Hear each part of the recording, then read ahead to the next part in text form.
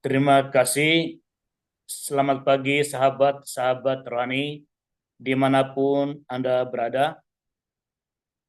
Hari ini Senin 1 Juli 2024. Firman Tuhan yang menyapa kita diambil dari Injil Matius bab 8 ayat 18 sampai dengan ayat 22. Perihal bagaimana mengikuti Tuhan kita Yesus Kristus sebagai muridnya.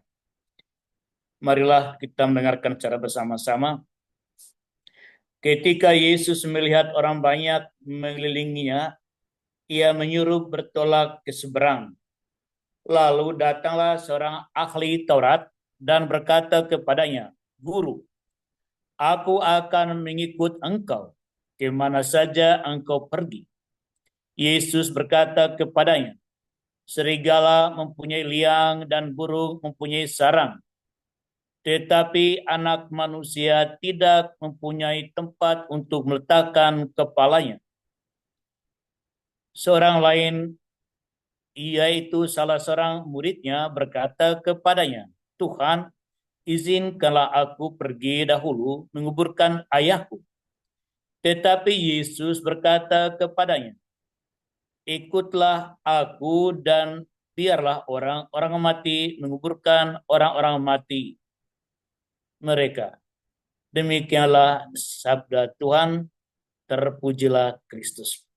Sahabat-sahabat rohani yang terkasih, kita yang mengikuti Zoom ini adalah murid-murid Kristus. Kita telah mengikuti Kristus dalam periode sejarah hidup kita masing-masing. Ada yang mungkin sudah 60 tahun, mendekati 70 tahun, 40 tahun, 30 tahun, dan sebagainya. Injil hari ini membantu kita untuk merenungkan, melihat, dan berkaca bagaimana perjalanan kita sebagai murid Kristus dalam mengikuti Tuhan kita Yesus Kristus. Ada dua orang yang dimunculkan di dalam dialog pada hari ini, yaitu yang pertama seorang ahli Taurat. Kita ingat Injil kemarin, Tuhan kita Yesus Kristus menyembuhkan putri Yairus dan menyembuhkan seorang ibu yang mengalami pendarahan selama 12 tahun. Dan juga mungkin peristiwa-peristiwa penyembuhan lainnya telah memikat orang untuk mau menjadi murid Tuhan kita Yesus Kristus. Dan ini adalah seorang ahli Taurat, seorang yang memiliki pengetahuan agama, mengajarkan agama Yahudi dengan bersumberkan pada kitab suci Taurat.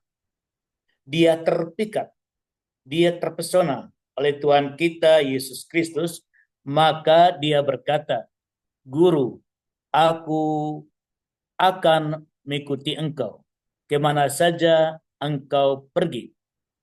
Respon Tuhan kita Yesus Kristus adalah, "Serigala mempunyai liang dan burung mempunyai sarang, tetapi anak manusia tidak mempunyai tempat untuk meletakkan kepalanya." Tuhan kita Yesus Kristus adalah seorang komunikator yang baik. Dia akan merespon permintaan, pertanyaan, atau tuduhan pihak lain sesuai dengan posisi dan kondisi orang itu. Kondisi yang dimiliki oleh ahli Taurat adalah dia pasti seorang yang punya office. Dia punya rumah ibadat dan mungkin jemaat di mana dia mengajar atau murid-muridnya. Dia sudah settle di dalam tempat tinggal dan tempat dia mengajar. Dan dia sudah settle, sudah stabil di dalam keyakinan, yaitu tinggal di dalam hukum Taurat yang dia ajarkan kepada murid-muridnya dan kepada orang Yahudi yang ingin mengetahui tentang hukum Taurat dan bagaimana menghayati itu sebagai seorang penganut agama Yahudi. Maka respon yang dimunculkan oleh Tuhan kita Yesus Kristus dengan meletakkan respon itu pada kondisi real dari sang ahli Taurat itu. Kamu sudah stabil, kamu sudah punya rumah ibadat, kamu mungkin sudah punya office, mungkin punya perpustakaan di mana Anda mempelajari hukum Taurat dengan tafsirannya dan mengajarkannya.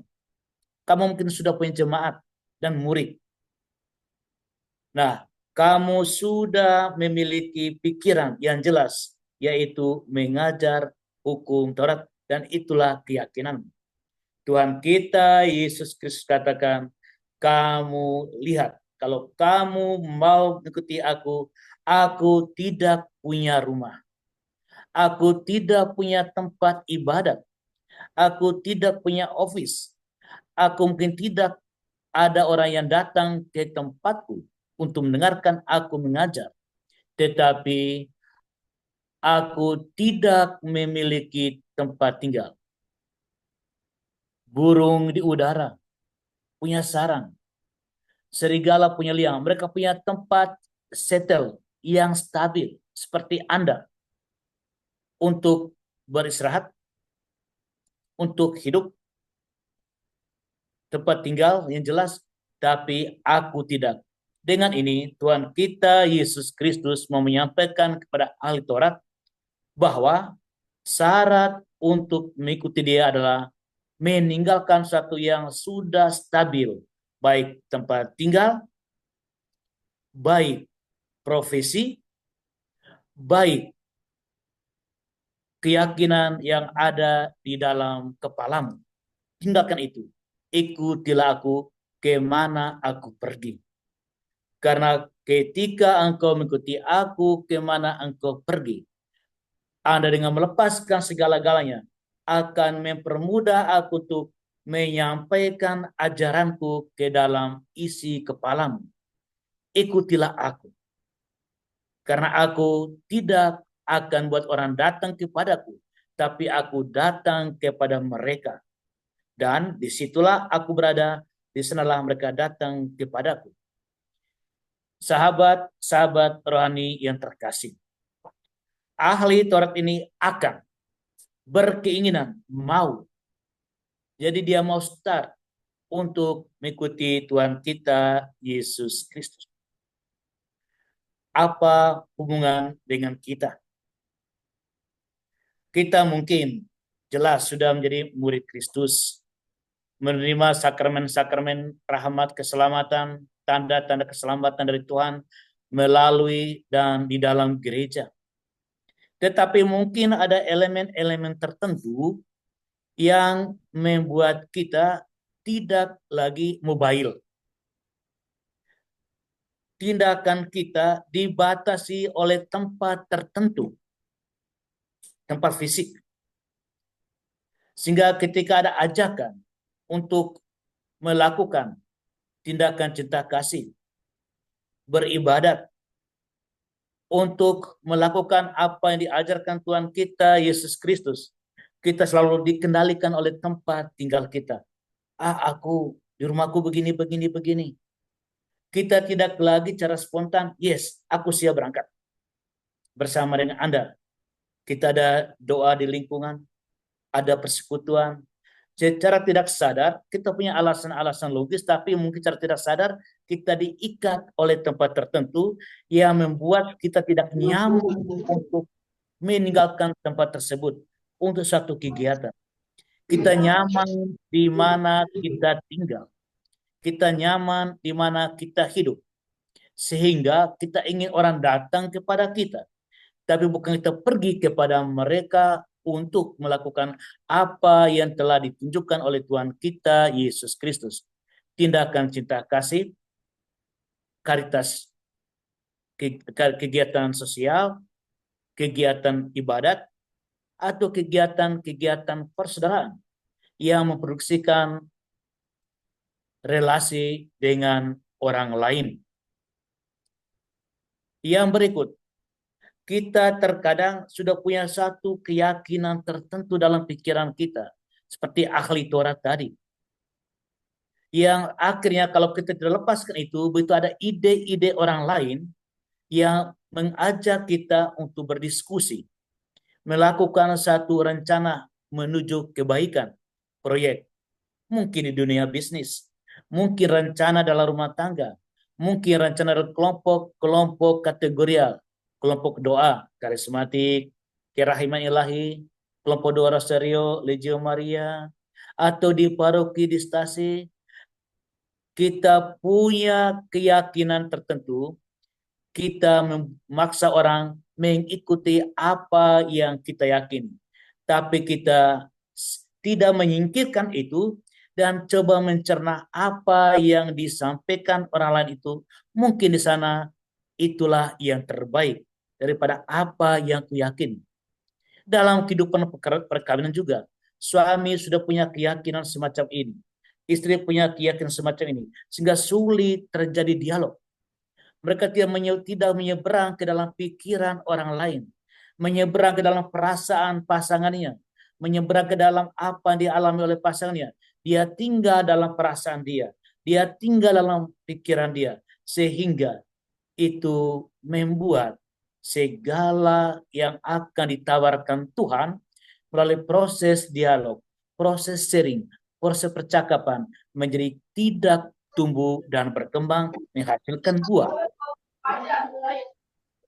Sahabat-sahabat rohani yang terkasih, Tuhan kita merespon, pergilah, ikutilah aku kemanapun aku pergi. Pergilah ke dalam pikiran orang lain, pergilah ke dalam pengalaman orang lain, pergilah ke tempat mereka, karena seperti itulah yang telah aku lakukan. Sahabat-sahabat rohani yang terkasih. Yang kedua, ini bukan lagi orang yang ingin mengikuti Yesus, tetapi dia sudah mengikuti Yesus. Maka disebut oleh Injil Matius pada hari ini, yaitu salah seorang muridnya, murid Tuhan kita Yesus Kristus.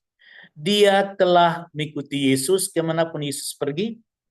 Dia telah meninggalkan keluarganya, sahabatnya, dia membangun persahabatan dengan murid-murid Kristus yang senantiasa berjalan dengan Tuhan kita Yesus Kristus.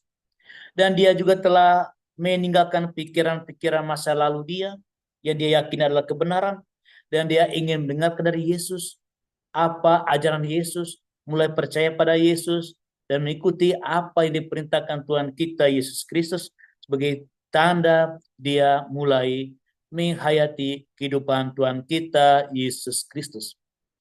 Namun dalam perjalanan sebagai murid Kristus, dia menyampaikan, Tuhan, izinkan aku pergi.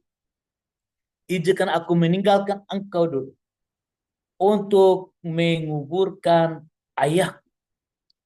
Tuhan kita Yesus Kristus adalah seorang komunikator yang sangat ulung. Ia merespon permintaan muridnya ini berbeda dengan permintaan dari ahli Taurat tadi. Dan ia berkata kepada murid ini, biarlah orang yang telah meninggal menguburkan orang yang telah meninggal.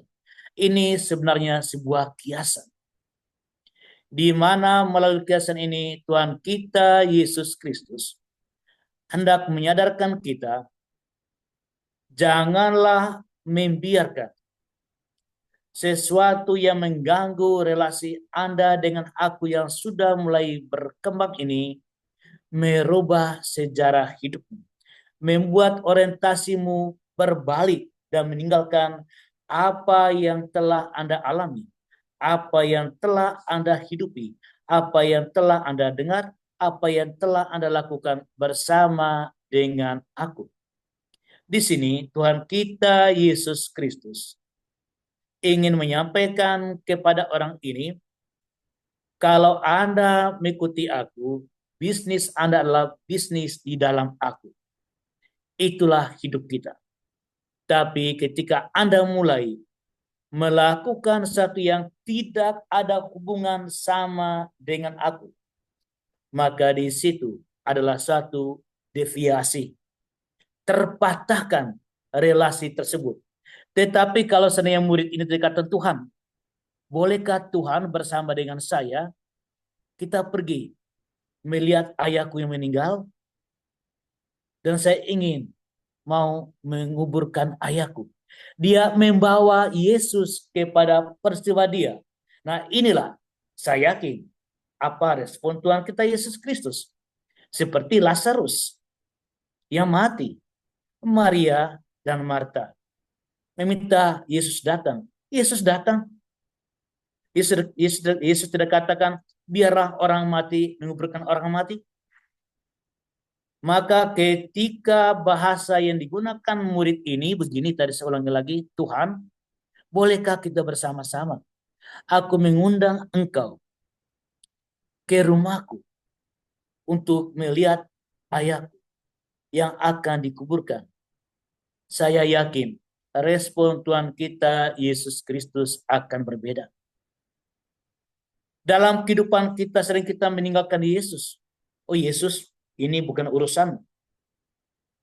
Ketika kita melakukan tindakan-tindakan dosa, Yesus, oh ini bukan bisnismu.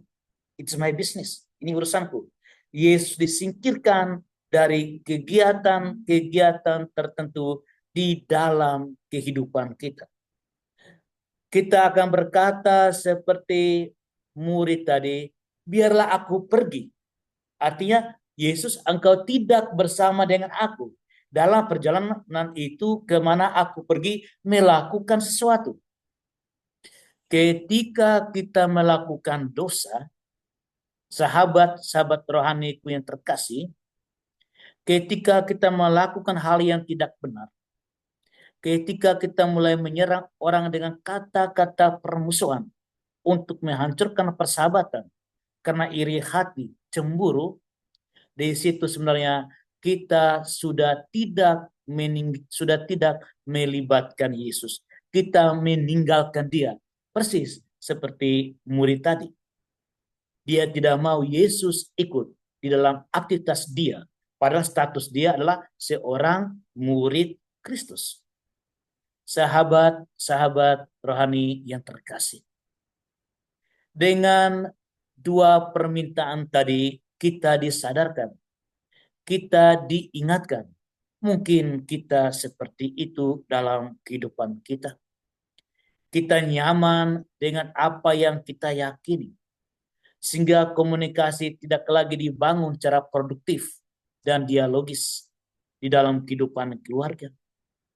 Sehingga misi bersama dalam keluarga tidak terbangun, yaitu misi keluarga untuk menghayati kehidupan sebagai murid Kristus. Sahabat-sahabat Tuhan yang terkasih, Keuskupan Agung Medan itu punya visi dan misi. Organisasi itu punya visi dan misi. Terkadang keluarga itu tidak punya visi dan misi yang diletakkan pada awal perkawinan, sehingga peta perjalanan mereka sering mengalami patahan-patahan yang terjadi. Misi Tuhan kita Yesus Kristus hendaknya kita adopsi, sehingga kita seperti ahli Taurat tadi diminta meninggalkan apa yang kita yakini, tempat tinggal yang buat membatasi gerakan kita, atau tempat tinggal kita yang buat kita sulit untuk keluar. Yang berikut, kita jangan seperti murid Kristus yang meninggalkan Yesus untuk kegiatan tertentu. Meskipun kegiatan itu baik adanya, tapi kita hendaknya membawa Yesus ke dalam kegiatan apa saja dalam kehidupan ini. Sahabat-sahabat rohani, demikianlah renungan pada hari ini. Tuhan Yesus mencintai kita. Tuhan Yesus membimbing kita. Tuhan Yesus menggerakkan kita. Sukacita kita milik kita. Amin.